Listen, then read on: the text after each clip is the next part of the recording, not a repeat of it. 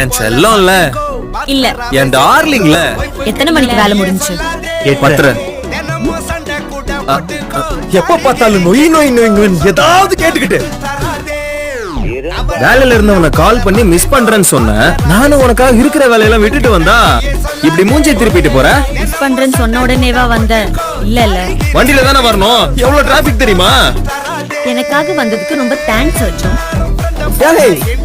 ஏன்டி இப்படி இருக்கீங்க? நானும் உன்னை வெளியில கூட்டிட்டு போன்னு கேட்டேன். நீ தானே வெளியில கூட்டிட்டு போற. எதுக்குடி ஒப்பாரி வச்சிட்டு இருக்க? சாரி. என் பொறுமைக்கும் ஒரு எல்லை இருக்கு. சாரி. எனக்கு கோவம் வந்துச்சு. சாரி. நீ எல்லாம் எதுக்கு கல்யாணம் பண்ண?